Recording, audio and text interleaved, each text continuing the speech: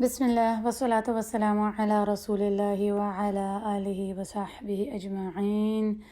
السلام علیکم ورحمۃ اللہ وبرکاتہ۔ الکیس من دان نفسه وعمل لما بعد الموت والعاجز من اتبع نفسه هواها ثم تمنى على اللہ۔ سنن ابن ماجہ کی حدیث میں ہے کہ رسول اللہ صلی اللہ علیہ وسلم نے فرمایا، عقل مند انسان وہ ہے جو اپنا محاسبہ کرے اور کوشش کرے اس چیز کے لیے جو اس کی موت کے بعد آنی ہے، اور ایک نادان انسان وہ ہے جو اپنی خواہشات کے پیچھے پڑا رہے، اسی کو پورا کرنے میں لگا رہے اور یہ خواہش کرے کہ اللہ سبحانہ و تعالیٰ تو بڑے غفور و رحیم ہے اور وہ مجھے معاف کر دیں گے۔ یعنی ایک عقل مند انسان اس دنیا کی حقیقت کو جانتا ہے کہ یہ دنیا بہت ہی عارضی ہے اور اس کی موت بہت جلدی اس کو آ لینی ہے۔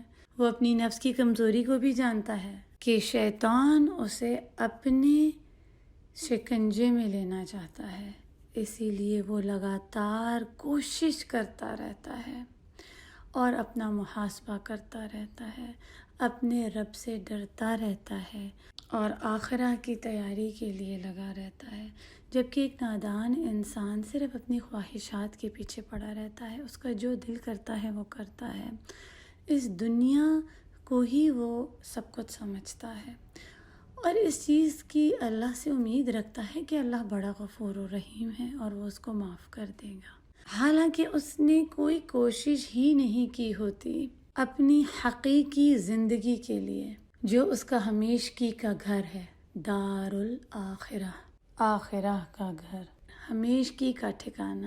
ہم اسی دار الدنیا، یہ جو دنیا کا گھر ہے، اسی کو بنانے کی کوششوں میں لگے رہتے ہیں۔ ہمیں اس دنیا میں ہر چیز بہت عمدہ بہترین چاہیے، گھر بھی بہترین ہو، گاڑی بھی بہت اچھی ہو، کھانا پینا بھی عمدہ ہو، بچے بھی بہت اچھے، ہر چیز یعنی کہ اس دنیا کی ہی بہترین ہو، اسی دنیا کی تیاری میں لگے رہتے ہیں۔ تو اس حدیث میں ہم نے کیا سیکھا کہ کون سا انسان عقل مند ہے، دانا ہے۔ دانا کیا ہوتا ہے؟ وہ جو عاجز ہو، جو اس دنیا کی حقیقت کو جانتا ہو اور صرف اسی دنیا ہی کی تیاریوں میں نہ لگا رہا ہو بلکہ آخرہ کی تیاری کرے، دار الاخرہ کے لیے وہ پہلے سے ہی تیاری شروع کر دے، کوشش کرے، اپنی جان مار دے، اپنے آپ کو تھکا دے اپنے ہمیشگی کے گھر کے لیے۔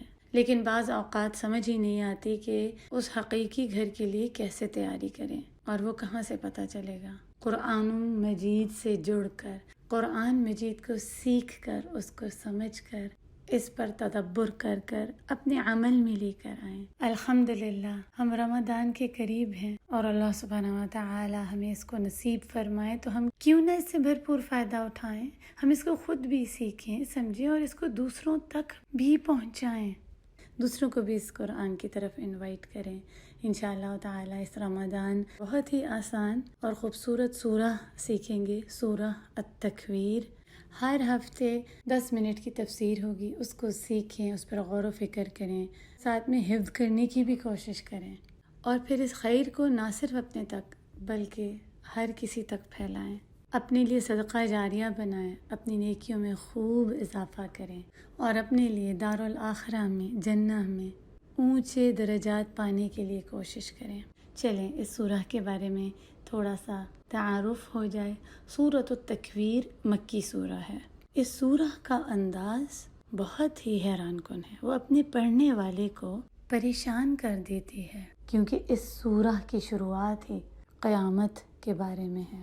سورۃ التکویر، سورۃ الانفطار، ان دونوں کا شروعات ایسے ہوتا ہے۔ ان دو صورتوں میں قیامت کی نشانیاں بتائی گئی ہیں۔ جیسے کہ ہم جانتے ہیں جز عامہ جو 30واں پارہ ہے، اس میں جتنی بھی صورتیں ہیں وہ آخرت کے بارے میں، جنہ، جہنم، اس کے بارے میں ہیں۔ ایمان کے جو بنیادی اصول ہیں ان میں سے ایک آخرہ ہے، اس کے بغیر ہمارا ایمان مکمل نہیں۔ قریش اس چیز کو جھٹلاتے تھے اور آج بھی بہت سے لوگ آخرہ پر کوئی ایمان نہیں رکھتے، وہ اس چیز کو مانتے ہی نہیں کہ آخرہ آنی ہے، یا کچھ مان بھی لیتے ہیں تو کہتے ہیں بہت دور ہے، جانے کب آئے گی، اس میں تو صدیاں پڑی ہیں، کب قیامت آئے گی، ابھی اس کو بھول جاؤ، اور یوں کر کے قیامت کو بھلا ہی دیتے ہیں۔ تو یہ سورہ ہمیں ریمائنڈ کراتی ہے آخرہ کے دن کے بارے میں، قیامت کے دن کے بارے میں، یوم القیامہ کے بارے میں، اور اس کی کیا نشانیاں ہیں، اس دن کیا ہوگا۔ تو چلے آئیں ہم دیکھتے ہیں کہ اس دن کیا ہوگا۔ اس سورہ کو سیکھ کر سمجھ کر اپنے ایمان کو تازہ کریں اور اپنے دارالآخرہ کی تیاری کریں۔ ہم سب اس دنیا میں کھو چکے ہیں، اسی دنیا کی زندگی کو ہمیشگی کا گھر سمجھ بیٹھے ہیں۔ تو چلے آئیں ہم اس دنیا کی حقیقت کو جانیں، یہ زندگی کتنی تھوڑی سی اور فانی ہے۔ ہم اپنی آنکھیں کھولیں، ہمارے رب ہمیں یاد کراتے ہیں اپنی حقیقت کو، اپنے ساتھ دوسروں کو بھی اللہ اور رسول کے اس پیغام کی طرف بلائیں اور ہر سوئے کو جگا دیں۔ اللہ سبحانہ و تعالی ہمیں توفیق عطا کریں کہ ہم اس قرآن کو صحیح طرح سے سیکھ سمجھ سکیں، اس پر عمل کر سکیں، اور اللہ اور اس کے رسول کے اس پیغام کو ہر کان تک پہنچا دیں۔ ہم اس خیر کو ہر کسی تک پہنچا دیں اور اپنے رب کو راضی کر لیں۔ اللہ سبحانہ و تعالی ہمیں اس دن کی ہولناکیوں سے بچا دیں اور ہم سے راضی ہو جائیں۔ آمین یا رب العالمین۔ سبحانک اللہم و بحمدک، نشہد ان لا الہ الا انت، نستغفرک و نتوب الیک۔